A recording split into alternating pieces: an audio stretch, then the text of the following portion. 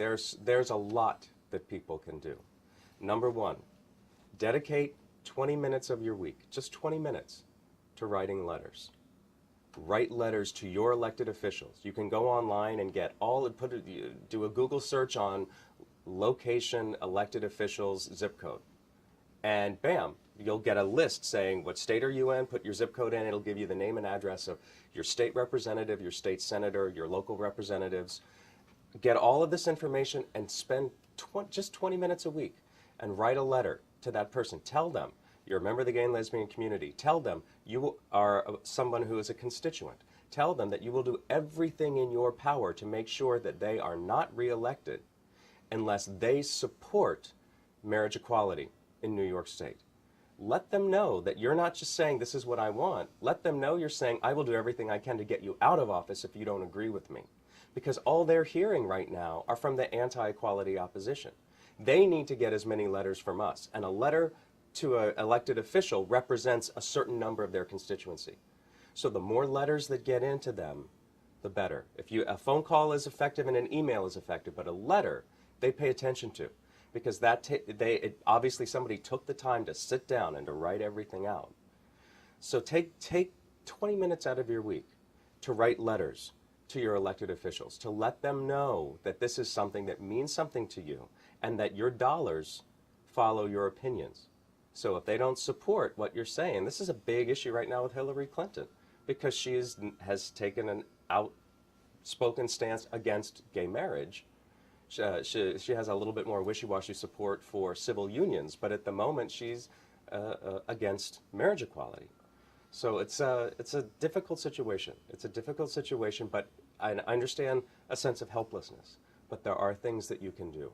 You can write letters to television stations. When you see a portrayal of gay and lesbian, positive portrayal, I've been writing to Oprah for years now, and she has more and more, I'm sure not in response to my letters, but more and more, she's getting more gay inclusive and trans inclusive shows. And it's very interesting to see Oprah reaches millions of people. And here she is talking about how a 13-year-old girl knew that she was gay or knew that she was in the wrong gendered body in front of her 40 million viewer audience. And people are seeing that, and she's doing it in a really positive and open way. Let these people know. If you see a negative portrayal, call and tell them, look, I have made a list of your sponsors, and I will stop using these sponsors or buying products from these sponsors unless you correct what you have done. Let them know that you're not just sitting back, because I think a lot of people feel exactly what you said. I think a lot of people feel a sense of helplessness. And that, unfortunately, turns to apathy. If you actually just say, you know what, I'm worth 20 minutes a week.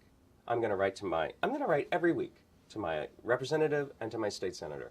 And then I'll write to the federal senator, to Hillary Clinton and Charles Schumer, to my federal representative, Gerald Nadler, and say, this is personally mine. And to say, this is what I feel, this is what I believe, and do you support this? And actively go after them. It really is amazing.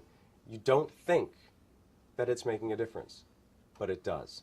Because when I do it, and you do it, and we get tens of thousands of other people to start doing it, they pay attention. That's the way politics works. I think it's hard to pinpoint exactly one problem. I think there's a confluence of issues.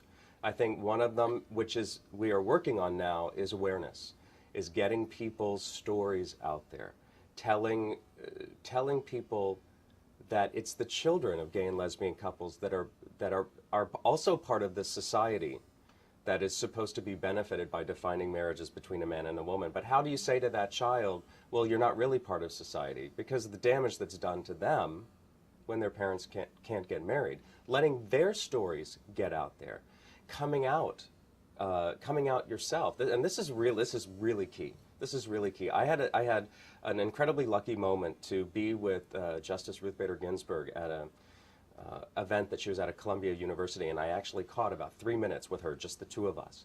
And I told her that I worked at Lambda, and I told her I worked on the Lawrence case.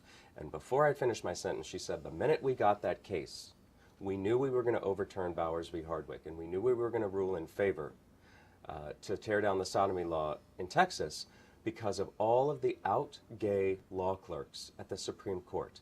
because Justice Rehnquist's administrative assistant was gay, because all of these people now are out and are living open and exemplary lives. It's not like it was before, when being gay was a really bad thing, when being gay was something that you could be blackmailed for. It wasn't like that anymore.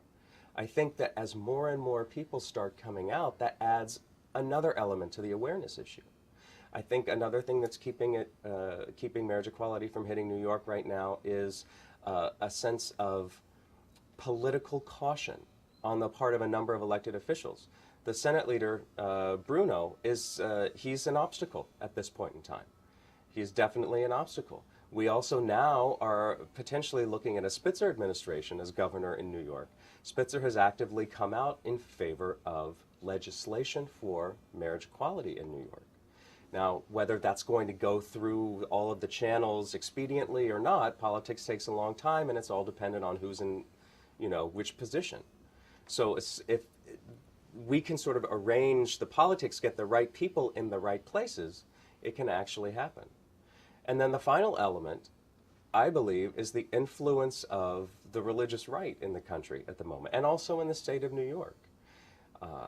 It's very, very interesting how short our memory span is.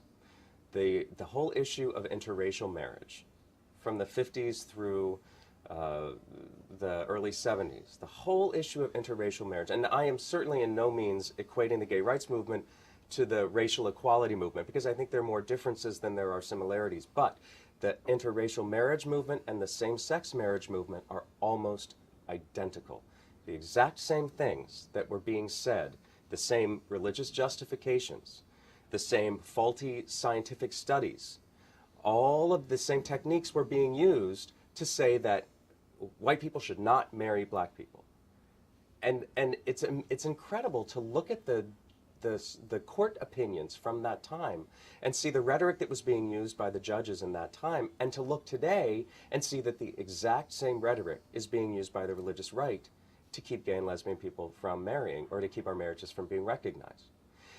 We don't remember history in this country. And now we look back, just like you had said before, we look back and we think, oh my God, there was a time when black people couldn't marry white people? That's crazy. The same thing is going to happen.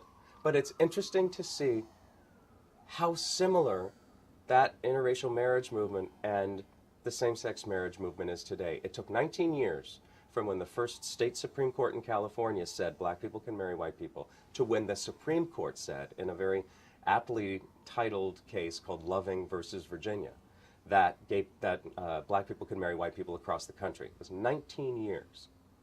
If our struggle is going to be the same, then somewhere in 2022, maybe it'll be across the country. But it's really interesting now. And I think that this is another thing that we can do to help the awareness in this issue, is to reach out to our friends, not to shun our friends who are using a spiritual or a religious, more than spiritual, a religious reason for not wanting gay and lesbian people to get married, but to reach out to them, to show them, who we really are. The Bible said so many things.